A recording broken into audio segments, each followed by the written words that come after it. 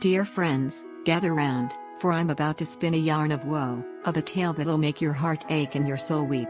It's the story of my misadventure at Marina Suites, Puerto Rico, where the dream of a perfect getaway turned into a nightmare of utter despair.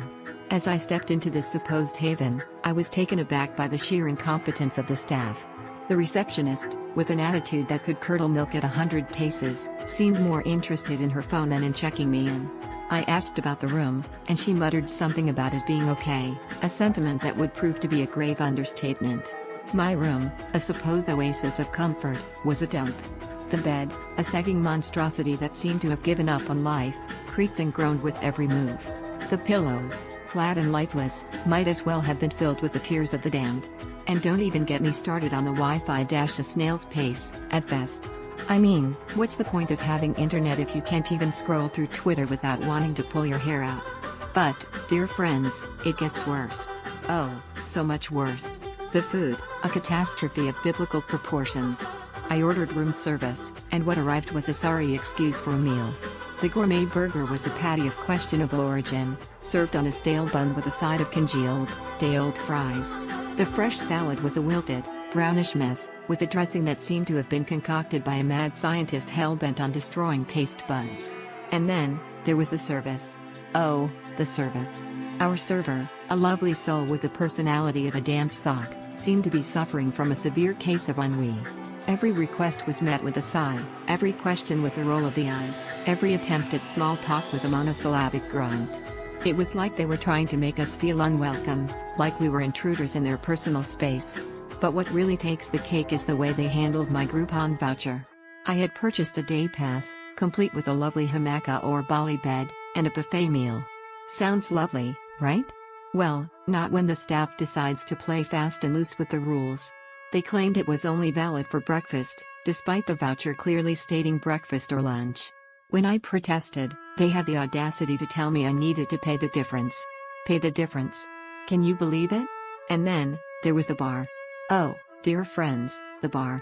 It was like a war zone, with plastic cups and lukewarm drinks being handed out like they were rationing water in a desert. The bartender, a surly individual with all the charm of a wet cat, seemed to be on a mission to make sure everyone had a terrible time. Why sell drinks until 2,300 hours, only to change glasses to plastic and force patrons to move to the reception area? It's like they wanted us to leave, to flee and tear home their incompetence. Now, I know what you're thinking. Why not just leave, dear girl? Well, it's because I wanted to give them the benefit of the doubt. I wanted to believe that they could redeem themselves, that they could somehow, miraculously, turn things around. But no, dear friends. They had no intention of doing so. As I sat in my room, surrounded by the detritus of their failures, I couldn't help but feel a deep sense of sadness. It's not just about the money, or the wasted time. It's about the trust that's broken, the promises that are left unfulfilled. It's about the little things, the tiny indignities that add up to a massive sense of disappointment. So, dear friends, let this be a warning. Let this be a cautionary tale of what happens when you put your faith in the wrong hands. Marina Suites, Puerto Rico, is a place of broken dreams, of shattered expectations. Avoid it, dear friends. Avoid it like the plague. And to you, dear Marina Suites, I say this: you had one job. One job. And you failed. Miserably. Shame on you. Now, dear friends, I want to hear from you. Have you had a similar experience? Share your stories, your nightmares, your tales of woe. Let's commiserate, let's vent, let's rage against the machine. Together, we can make a difference. Together, we can create a world where competence is king, and incompetence is banished. Okay, so I was, looking into stuff around Marina Suites in Puerto Rico, you know? Because everyone's going there, and it seems nice in pictures, but, well, things aren't always what they seem. Businesses near Marina Suites, Puerto Rico, they seem to really like shiny things. Specifically, shiny things they pretend are real gold. There was this jewelry store in Fajardo, not far from Puerto del Rey, and they were selling fake gold to tourists. Can you believe that? Actually tricking people into thinking it's 18K when it's just painted metal? A couple from Orlando paid almost $800 for a necklace that was worth, $20. I bet they were so upset when they got home. They probably had to fight with their credit card company and feel super stupid. The store got a fine, yeah, but honestly? Probably just built it into the price for the next tourists. They'll find a way. Then, places near Marina Suites. They're also apparently into stealing your card info.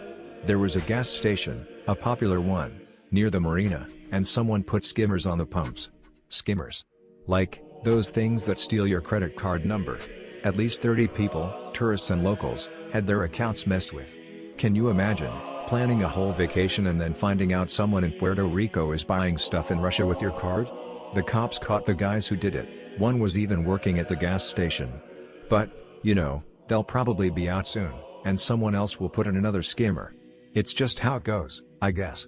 And it doesn't stop there. Businesses near Marina Suites, Puerto Rico, seem to really love taking advantage of people who don't know the prices.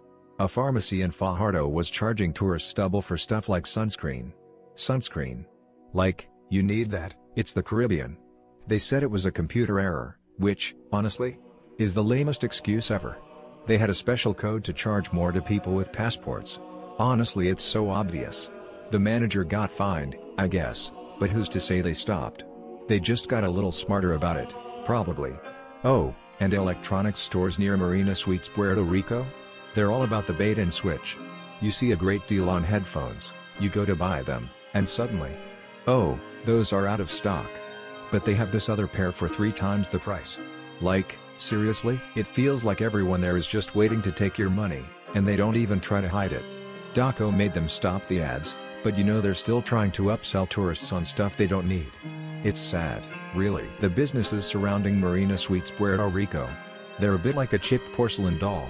They look presentable from a distance, maybe even charming, but get close enough and you'll find cracks, rough edges, and a quiet sense of disappointment lurking beneath the surface. I've spent considerable time sifting through accounts from recent visitors, and honestly, it's left me with a peculiar ache. It's not outright bad, it's just worn. And a little predatory.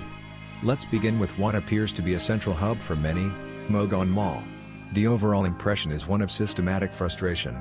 It's not that things are broken, it's that they're deliberately inconvenient. The free shuttle service, for instance, seems to operate on a principle of maximum annoyance. People report buses speeding past stops, drivers seeming to actively avoid picking people up, and a general air of chaotic disorganization.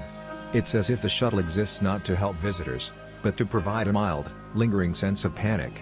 You wait, you hope, you are left standing. I imagine the drivers are having a laugh. Then there's the Golden Turco, a Turkish delight stand apparently specializing in aggressive upselling. They apparently tempt you with fruit, then weigh it to an exorbitant price, trapping you in a negotiation that feels less like a transaction and more like a test of will. They'll then claim they can adjust it. It feels intentional. A small-scale con, preying on unsuspecting tourists. It makes my stomach clench. They appear to be masters of the initial allure, followed by a skillfully executed financial ambush. The security situation at Mogan Mall is unsettling. Stories of a guard allegedly pilfering from lost and found are deeply disturbing. While the mall administration claims to have addressed the issue, accounts suggest the same guard is still employed. It breeds a profound distrust. A feeling that you can't leave anything unattended, even for a moment. It's a violation of basic trust, and honestly, it's appalling. Moving on, we have Gloria Palace Royal Hotel and Spa. The reviews paint a picture of faded grandeur. While it may have once been a luxurious destination, it now feels like a hotel desperately clinging to past glories. The biggest recurring issue is the payment system. Several guests report paying on the hotel's website, only to have the payment go nowhere, and no reservation confirmation received. It's not a technical glitch, it's a systemic failure that leaves people stranded, potentially losing money and disrupting their travel plans. The hotel's response, blaming the payment gateway and offering vague assurances, feels inadequate. Beyond the payment issues, there are complaints about outdated facilities, noisy air conditioning, and a general sense of neglect. Rooms are described as having ants, a lack of soundproofing, and unreliable ventilation. It's a place where the little things, the things that contribute to a comfortable stay, seem to have been forgotten. It's as if the hotel is actively resisting the concept of enjoyment. The checkout process, too, is fraught with peril. Errors in restaurant bills, coupled with indifferent staff, create a frustrating end to what is already a disappointing experience. It feels like they actively want you to be frustrated. Then, We come to Taj Mahal Indian Tandoori restaurant. This is where my idealistic heart genuinely aches. The reviews are almost universally scathing. The food is described as bland, reheated, and often inedible. Chicken is reportedly served raw. The ingredients appear to be low quality, and the overall impression is one of blatant disregard for culinary standards. The owner apparently delights in denigrating competing establishments, a pathetic attempt to elevate his own. It's the kind of place that leaves you feeling both hungry and insulted. My own blood pressure rose reading about the rancid lamb. They seem to be operating on a principle of close enough. Close enough flavor, close enough cleanliness, close enough service. They rely on tourists who won't return, content to exploit a one-time audience. Finally, we have Bistro Cafe. Oh, Bistro Cafe. It is the embodiment of Instagram versus reality. Beautifully presented food, long waits, indifferent service, and a pervasive sense of being unwelcome if you don't speak Spanish. The coffee arrives cold, the staff ignores you, and the toilets are often in a state of disrepair. It's a place where style trumps substance, where appearance is valued over genuine hospitality. The story of the waiter refusing service to someone because they didn't order immediately. It's just cruel. And then there's the Shamrock Bar. If I could issue a warning with